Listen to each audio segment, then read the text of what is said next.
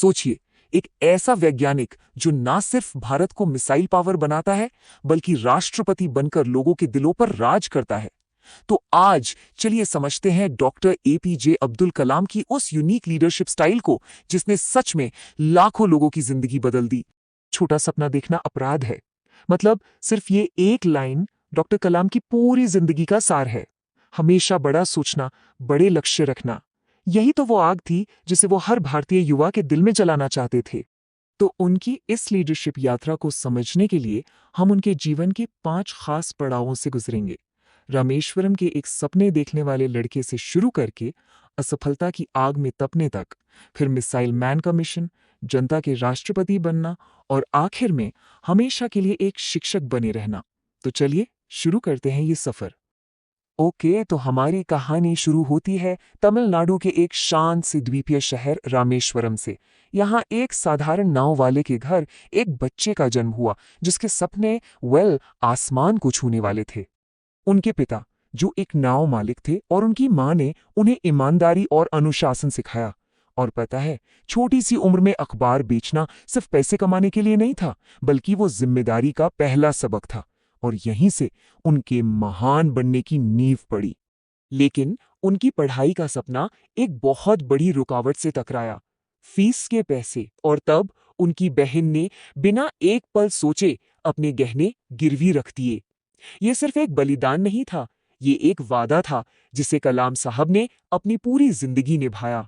किसी भी महान लीडर की कहानी चुनौतियों के बिना अधूरी होती है। तो चलिए देखते हैं कि कैसे शुरुआती असफलताओं ने डॉक्टर कलाम के नेतृत्व को गढ़ा। उनका सबसे बड़ा सपना, एक फाइटर पायलट बनना। वो देहरादून पहुंचे, पूरी मेहनत से परीक्षा दी, लेकिन किस्मत को शायद कुछ और ही मंजूर था। 8 सीटें थी और वो आए 9वें नंबर पर। सिर्फ एक रैंक से उनका सपना टूट गया और वो पूरी तरह से बिखर गए।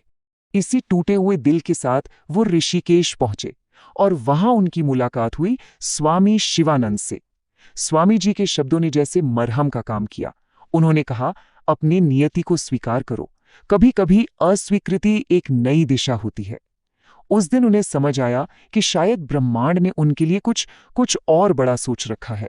सालों बाद अब वो SLV-3 सैटेलाइट लॉन्च व्हीकल के प्रोजेक्ट डायरेक्टर थे। पूरे देश की उम्मीदें उन पर टिकी हुई थीं। लेकिन 10 अगस्त 1979 को लॉन्च के कुछ ही मिनटों बाद रॉकेट समुद्र में जा गिरा। सालों की मेहनत पल भर में राख। पूरी टीम सदमे में थी और सारी उंगलियां प्रोजेक्ट डायरेक्टर यानी कलाम की तरफ उठ रही थीं। और यहीं कलाम ने नेतृत्व का वो सबक सीखा जो कोई किताब नहीं सिखा सकती। इसरो के चेयरमैन सतीश धवन मीडिया के सामने आए और कहा, यह मेरी गलती है। उन्होंने पूरी जिम्मेदारी खुद पर ले ली और अपनी टीम को, खासकर कलाम को, हर आलोचना से बचाया।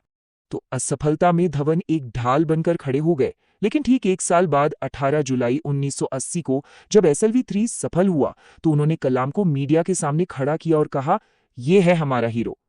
असफलता का बोझ खुद उठाना और सफलता का श्रेय टीम को देना, बस यही सबक कलाम के नेतृत्व की पहचान बन गया। इसरो की सफलता के बाद डॉक्टर कलाम को एक और बड़े मिशन के लिए DRDO में बुलाया गया और यहां से शुरू हुई भारत की रणनीतिक आत्मनिर्भरता की कहानी।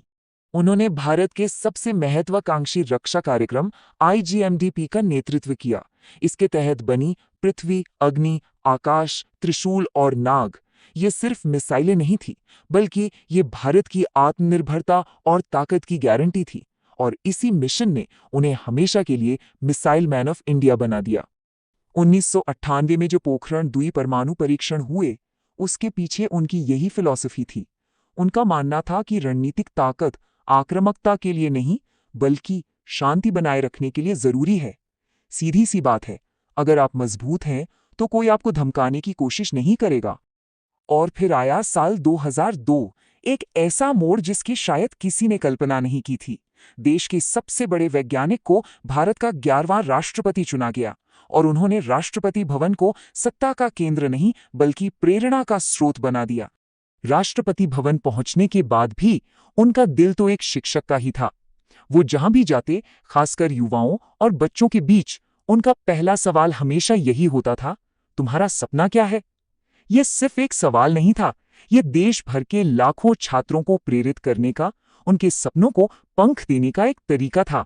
जब भी कोई छात्र कहता कि उसे फेल होने से डर लगता है, तो वो मुस्कुराकर कहते थे, फेल का मतलब है फर्स्ट अटेम्प्ट इन लर्निंग, मतलब सीखने की पहली कोशिश।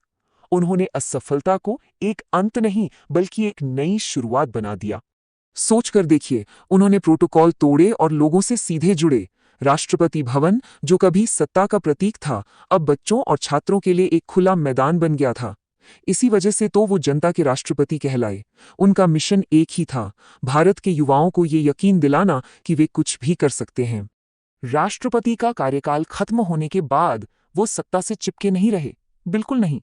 वो वापस वहीं लौटे जहां से उन्हें सबसे ज्यादा प्यार था, छात्रों के बीच, एक शिक्षक के रूप में। जैसा उनका जीवन था, उनका अंत भी बिल्कुल वैसा ही हुआ। काम करते हुए 27 जुलाई 2015, 83 साल की उम्र में वो IIM शिलोंग में छात्रों को एक रहने योग्य गृह बनाने पर लेक्चर दे रहे थे जब उन्हें दिल का दौरा पड़ा। उन्होंने अपनी आखिरी सांस भी अगली पीढ़ी को सिखाते हुए ली। तो उनकी यात्रा क्या थी? एक वैज्ञानिक जिसने देश को तकनीक से सशक्त बनाया, एक नेता जिसने अपनी टीम को सफल होने के लिए सशक्त बनाया, और एक राष्ट्रपति जिसने देश के युवाओं को बड़े सपने देखने के लिए सशक्त बनाया। हर भूमिका का एक ही लक्ष्य था, सशक्तिकरण। रामेश्वरम में उड़ते हुए परिंदों को देखकर जो बच्चा उड़ने का सपना देखता था, उसने आखिरकार पूरे देश को आत्मनिर्भरता और आत्मविश्वास के पंख दे दिए।